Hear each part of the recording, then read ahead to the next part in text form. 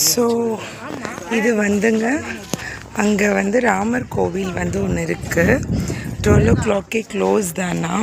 இந்த பாருங்கள், மகா கணபதி ஃபஸ்ட்டு மேலே ஏறி வந்த உடனே நம்மளுக்கு வந்து பிள்ளையார் நல்ல ஒரு நல்ல பிளாக் கலர் சரி, நம்ம ஊர்லேயும் இப்படிதான் இருக்கும், தெரியுதான்னு எனக்கு தெரியல. ஸோ பிள்ளையார் இருக்கார் ஃபஸ்ட்டு, அவருக்கு ஒரு கோபுரம், அண்ட் தென் ஃபாலோட் பை இங்கே ஒன்று இருக்கிறாங்க தக்ஷணாமூர்த்தி. வாவ், தக்ஷணாமூர்த்தி நல்ல ஒரு சிலையாக வடிவமைச்சிருக்காங்க. அங்கே ரொம்ப நல்லா இருக்குது. தெரியுதான்னு எனக்கு தெரிய மாட்டேங்குது. ஸோ அதுதான் தக்ஷணாமூர்த்தி சிலை. எல்லாருக்கும் துளசி மாலை போட்டு வச்சுருக்காங்கங்க.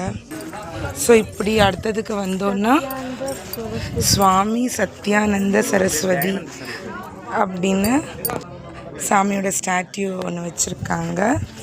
அதுக்கப்புறம் வந்து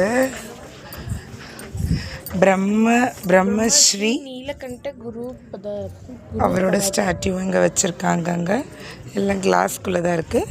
அதுக்கப்புறம் பார்த்துக்கிட்டிங்கன்னா நிறைய குரங்குகள் இருக்கிறாங்க. அவங்க ரொம்ப பிஸியாக இருக்காங்க.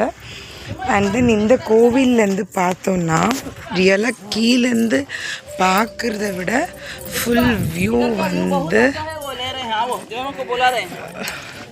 சூப்பராக இருக்குங்க. இந்த வியூ வந்து இங்கேருந்து ஃபோட்டோ எடுத்தால் ரொம்ப எக்ஸலண்ட்டாக இருக்கும் போல்.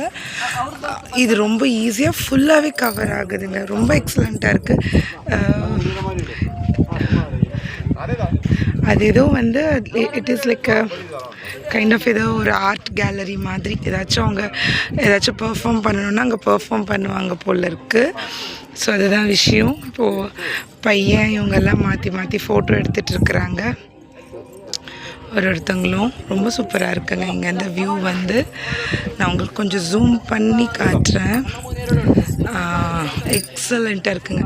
எனக்கு ரொம்ப அந்த கண்ணோட டீட்டெயிலிங் ரொம்ப பிடிச்சிருக்கு. அந்த ஈவன் நோஸோட டீட்டெயிலிங், அந்த விழறும் போது ஒரு கால் இப்படி கீழே ஒரு கால் இப்படி மேலே, அந்த கிளாஸோட பொசிஷன் ரொம்ப ரொம்ப எக்ஸலண்ட்.